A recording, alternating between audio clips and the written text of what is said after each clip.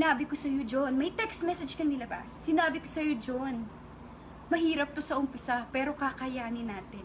Anong ibig sabihin nun? At ang sinabi sa akin ni John, ikaw ang nag-invite sa kanya na dyan tumira dahil nag-break na kami, which is yun yung inaantay mo dahil nahuli ko yung video na sinisend mo sa kanya. So ngayon, kung ilalabas mo or may maglalabas dyan ng titi ni John, wala po akong pakialam. Wala akong pakialam sa kanya. Ilabas nyo po kung ilabas nyo, pero as pinakita ko na po sa inyo. Tapos sasabihin mo na hindi mo inaakit, hindi mo inaano. Putik, ikaw nga babae, hinawakan yung puki mo nang hindi mo kilala ka mo na nakapag-inuman ka lang, tas na-inlove ka. Oh my gosh. Mai-inlove ka sa lalaking gumanon sa'yo? Kasi kung ako, ipapakulong ko yun. Hinabol na inantay mo pa. Alam mong nagkakabalikan na kami. Lumalabas na nagkakabalikan kami. Ako, sobrang sakit nun. Alam niyo po na dun nagsimula yung trauma sa akin dahil hindi naman kami hiwalay ni John. Pero nararamdaman ko na may babae siya. Na yun nga ang babae na yun dahil nahuli ko yung video. So hindi kami nag-clear na hiwalay. Pinalayas ko lang siya, galit ako. Wala kaming closure na kahit ano. Yun pala, yung paglalayas ko sa kanya na ganon, yung papalayas ko sa kanya na gano'n is naging wagi si ate mo girl. Kasi sa kanya pumunta. Ang sinabi sa akin ni John noon is, wala ka matirhan. Dito ka na lang sa akin. Kasi total, kayo naman yung nahuli ko di ba? So eto na. Yung video, isang patunay na. Dahil nagmamahal po ako ng totoo at hindi ako makapaniwala. Ang ginawa ko po, nag-antay po ako sa labas ng Oblivion. Ibang kotse po ang ginamit ko. Naalala ko pala, hindi si John ang nagbabayad ng kotse at kondo. Yung kondo po na yon ay kondo ng ate ko. May nakatira po doon na family. Bata at ate ko. So, paanong ikaw ang nag-impake ng damit ng asawa ko? Paano ka nakapasok doon? Hindi naman namin yung kondo. Kondo ng ate ko yun at wala doon ang gamit ni John. Wala yung gamit namin doon. Dahil nakikitulog lang kami doon sa BGC. Iba yung kondo ko nun. Iba, matagal ng panahon. At isipin mo, yung sinasabi mo na si John ang nagbabayad ng kotse. Yung kotse ko po ng luma, anong babayaran nun? Yung mga panahong yun. At saka bakit siya sa'yo nagpapasundo? Diba? Kasi nga po, hindi ko pinagtatanggol ang asawa ko. Kiniklear ko dito yung pangalan ko. Bakit isang tawag lang niya sa'yo? Alam mong, nagkakaayos na kami. Isang tawag, nandyan ka, sunod ka. Kung nasaan, nandyan ka. Ang bilis mong puntahan. Ang bilis mong dumating. Kasi ngayon yung inaantay mo.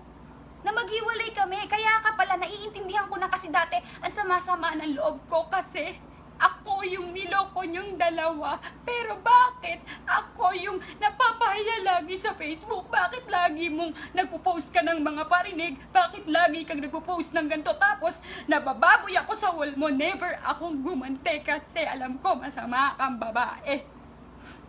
Hindi ako para makipag-away sa'yo or what? Hindi ko yun ginawa kahit lahat ng pwede kong gawin.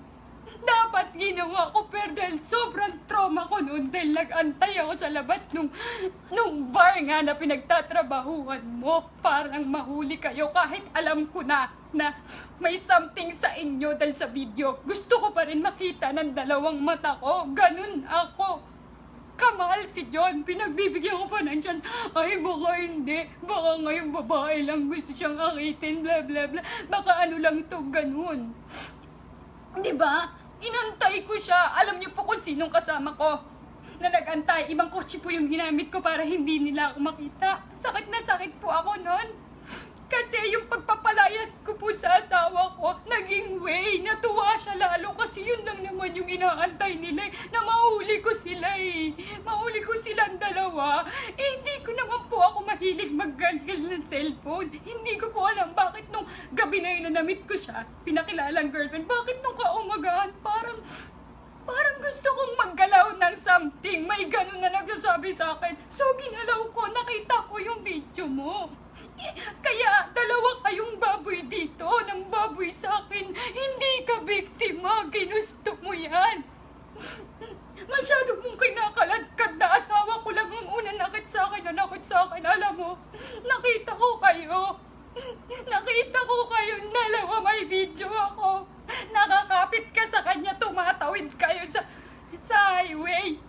Hindi ka niya nilalapitan, lumalayo siya sa'yo, may video ako. Kumakapit ka sa kanya. Kumain pa kayo, lahat kayong magtutropa. Kumain kayo, tapos nag-aaway kayo. Nakita ko, umiiyak, gumaganyan-ganyan kalasing ka. Hindi ko alam kung anong meron sa inyong dalawa. At yung lumalabas po na issue na ginugulpi ko si John, hindi po yung totoo, pati yung may dugo daw. Ano ako, Amazona? At kung nag-aaway man kami at naghiwalay kami, ay dahil lang sa'yo.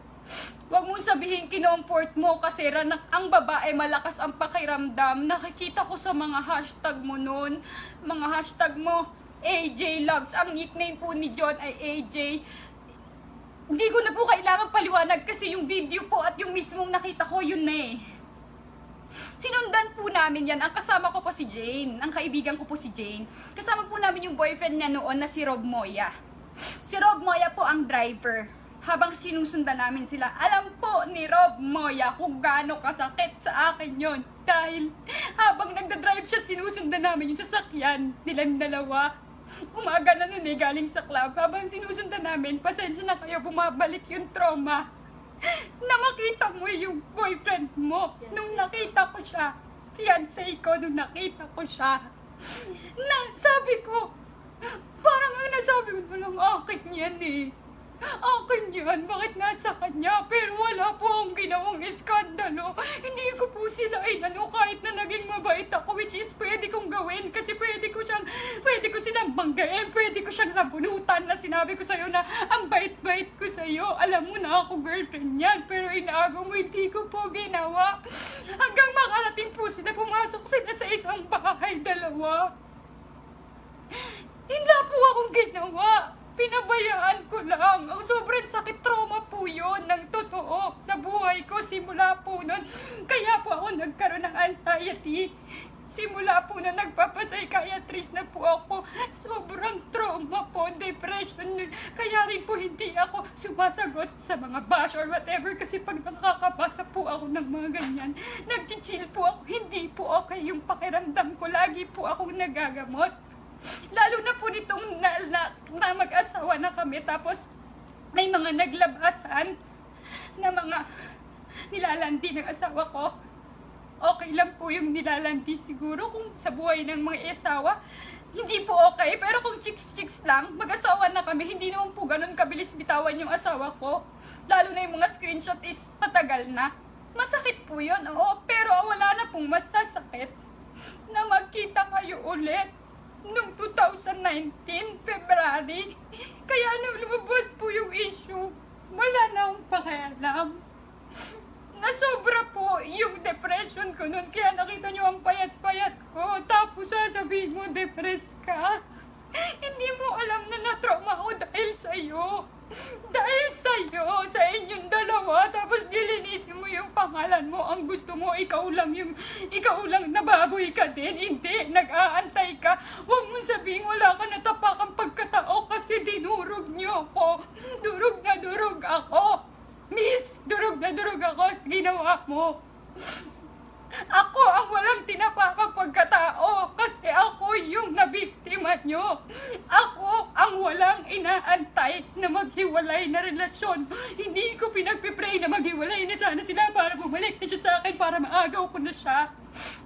Alam mo, asawa ko yun, pero kahit kailan, hindi ko nagawa sa kanya yung gano'n, yung sinend mong video na umuungol-ungol na para kang baboy na kinakatay at nagpipinger ka, tuwad-tuwad kayo po mo yung suso mo, gana, inaano dinuduldul mo. Hindi ko kayang gawin sa asawa ko yun. Tapos ikaw, hindi naman sa'yo ginagawa mo. Tapos sasabihin mo, biktima ka. Hindi ulitin ko po ulit. Hindi ko po nagtatanggol ang asawa ko. May kiniklear ko lang po na masyado na akong nababoy. Huwag niyo pong masyadong saktan yung pakiramdam ko kasi alam ko na goal mo sa buhay. Saktan ako ng saktan dahil nga hindi mo nakuha si John. Hindi ka nagwagi, lahat-lahat na ginawa mo. Pero sa akin bumabalik, kahit sinasabi mong ginugulpi ka o dahil nga sakit na sakit ako sa nangyari sa ginawa niya. Sakit na sakit ako sa ginawa niya, kaya nasasaktan ko siya noon time na yon. Dahil hindi pa ako okay, masakit yon. Tapos ikaw, pinipray mo. Wini-wish mo, nag-aantay ka, sinasabi mo pa sa kanya, nabasa ko sa text, na pinost mo na mahirap lang to sa umpisa, kaya natin to. Hindi mo ba alam na inuuto ka? Ako, babae ako, alam ko kung inuuto ako ng lalaki.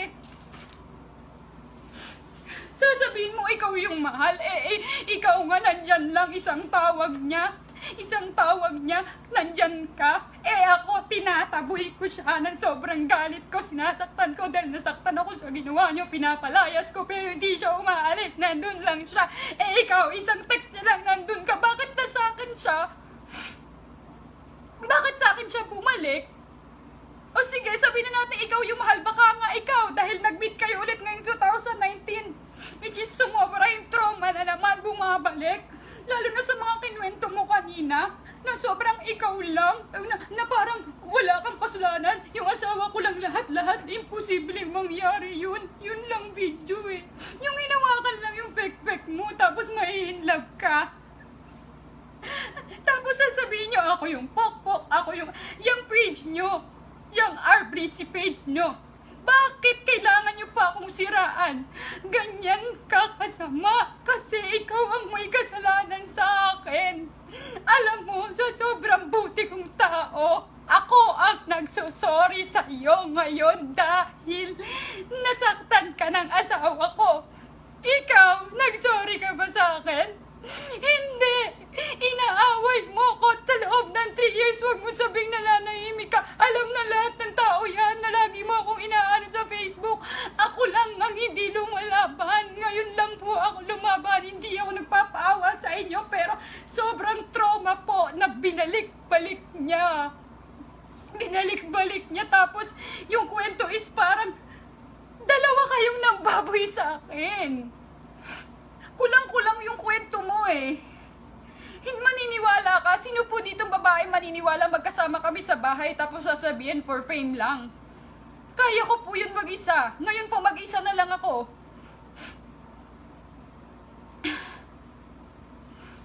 Madami pa po akong gustong sabihin. Nakalimutan ko na lang yung iba. Hindi ko rin napanood yung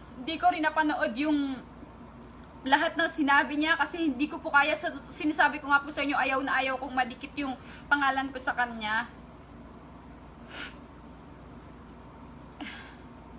Pasensya na po kayo, hindi po ako nagdadrama or what. Hindi. Gusto ko lang malaman na yung ina-acting mong depression at dati naglaslas ka, ito pa, bumalik.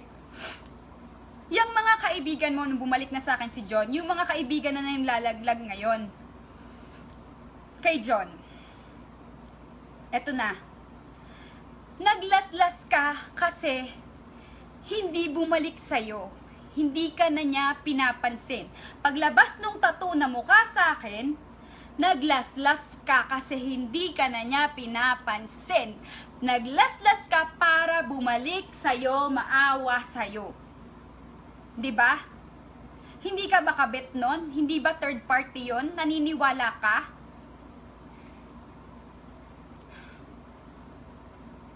Nag-chill po ako kasi pasensya na kayo. Meron po, hindi po ako nagbibiro tapos ibibiro mo sa sarili mo na depressed ka.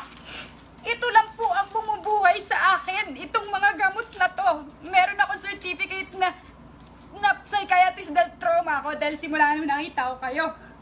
Simula nung nakita ko yung video mo.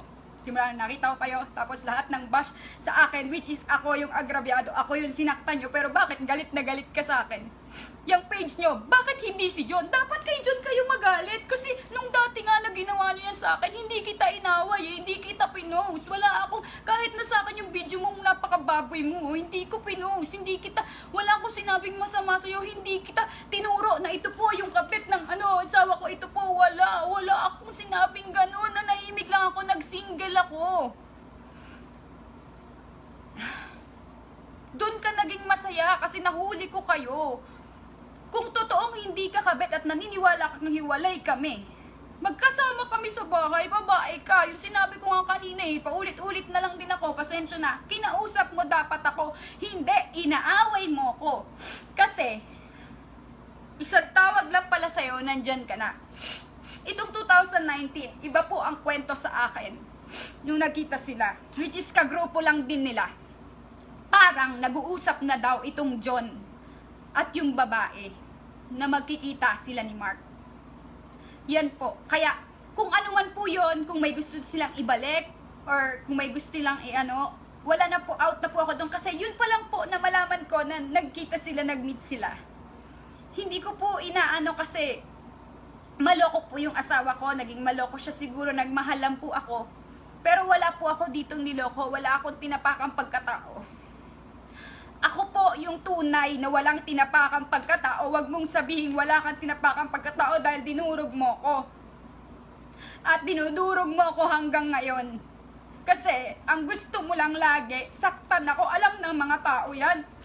Alam ng mga tao yan, depressed ka. Ayan antidepressant. Kahit po i-search nyo yan.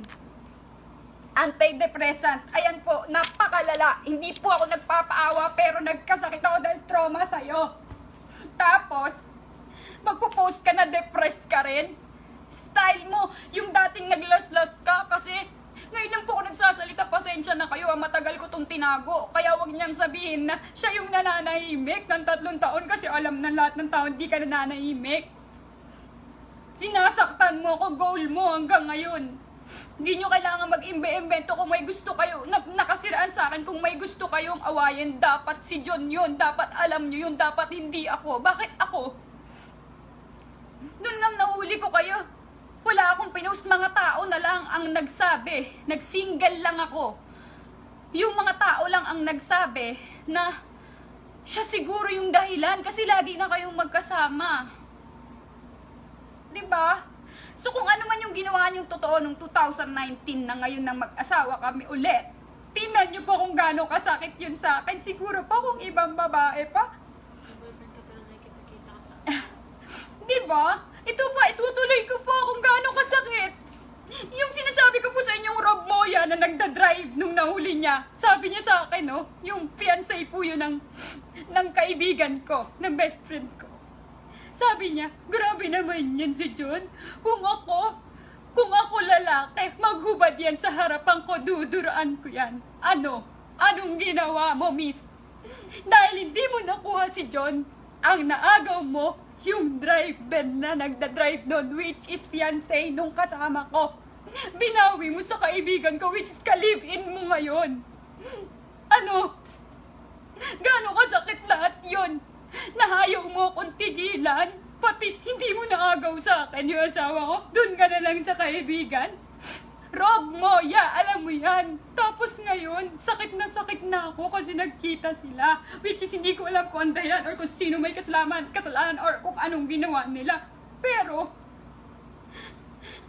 si Rob Moya, tinitext ako, patahimikin mo yung asawa mo. Huwag yan lang din si ganyan. Yung asawa ko, asawa mo. Dati sinasabi mo sa amin, nung nahuli natin yung dalawa, nakakadiri yung boyfriend mo, nakakadiri yan si John. Pumatol sa ganyang babae, tapos ngayon, ka-live-in mo, tapos aawayin mo ako. Alam mo, kung gusto mong awayin si John, marami akong inisip, awayin mo si John, wag mo nang idaan sa akin. Wala akong pakialam, awayin mo, marami akong pinoproblema, depression ako, mas gusto ko na lang magtrabaho. Masyado na ako nadurog dito, tapos malinis ka. Alam ng mga tao yan, kahit kailan di kita pinatulan, di kita nilabanan, ako agrabyado dito. Ako nagsusorry sa'yo, pasensya ka na kung nasaktan ka ng asawa ko. Hindi ka nahihiya. Ako nagsusorry sa'yo, ako naghihingi ng pasensya. Yung pakiramdam yon non? Alam ng kalibin mo yun ngayon, tapos makikipagkita ka? May boyfriend ka, makikipagkita ka. Hindi ako naniniwalang, syempre, hindi mo na nga sinabi lahat eh. Puro side mo lang sinabi mo eh, na baboy ka din. Dalawa kayo ng baboy sa akin. Kaya nung nalaman ko nagkita kayo, I'm out. Kahit kinasal kami or what. Kaya hindi po kami okay ng asawa ko ngayon dahil pa din sa'yo. Hindi kita sinisisi kasi hindi ko na alam kung sino may kasalanan doon. Wala na, out na po ako doon. Pero, ang pagkakasabi sa akin ay nag-uusap na kayo bago pa kayo magkita. At yung 20K ay galing kay John. Alam ko na magkakampihan na kayo ni Mark. Kasi una pa lang sa lahat, si Mark po may asawa. Pero alam ko kung anong ginawa niyo ni Mark. Ayoko po magsalita. Kasi galing na rin to sa asawa ni Mark. May kasalanan ka rin ginawa sa isang may asawa pa. Nakakaawa ka, Rob Moya, kasi pinagtatanggol mo siya, inaaway mo pa ako. Nanginig ako nung nag-text ka sa akin. Kasi na-trauma ko na ikaw yung driver ko dati nung nakita ko sila. Tapos ngayon, sasabi mo, asawa mo yung babaeng yun. Tapos ako yung inaaway mo. Hoy, miss, yung kalibin mo, inaaway ako. Dapat, kay si John awayin nyo, bakit ba ako? Eh ako na nga yung agrabyado dito, hindi ako nagpapaawa, ayoko yung ginawa mo. Hindi po totoo yung mga sinabi niya. Sasabi mo nanahimik ka, ako po ang nanahimik, ayan na po yung totoo. Gusto niyo po ulit makita sa mga hindi, yung mga nakakita po na, hindi po nakakita ng video, narinig niyo po ba? Hindi niyo po narinig. Kung may gusto pong maglabas dyan, wala po akong pakailam ng titi ni John or whatever, I don't care. Gusto ko lang ipakita sa inyo na yung sinasabi niyang hindi niya inakit or hindi niya inagaw or what, bakit nandyan ka tuwing iti-text ka? Bakit dumadating ka kamo? Pasig, BGC, Makati, kung saan-saan ang bilis mong nakakarating. 'Di ba? Tapos ngayon, ako pa yung masama? Hindi po totoo na yung mga pinopost ko sa Facebook, meron po may bayad, meron. Pero kasi endorser kami nun. Wala po noong 2016, wala pong pag-iingatan kaming career para lang ano, i-save ka. Hindi mo ba alam? Alam mo, nakabit ka. Ikaw pa nga yung nag-invite, di ba, na maging kabit? Pero pasensya na, sorry sa nagawa sa'yo ng asawa ko. Ako na rin nagsusorry sa'yo. Kasi kahit kailan, hindi ako nakarinig ng sorry sa'yo, kundi ako pa yung inaaway mo. Alam ng mga tao yan. Ulitin ko, pag meron nagbabash sa'yo sa wall ko, binubura ko kasi ayokong madikit sa name mo. Pero ikaw, pag mapopost ka, trip na trip mo na anuhin ako. Oo. Siya naman talaga nagsabi nun eh. Kaya sinabi ko na, pasensya na kayo, masyado akong nadala. Paulit-ulit na lang ako. So, i-end ko na po ito.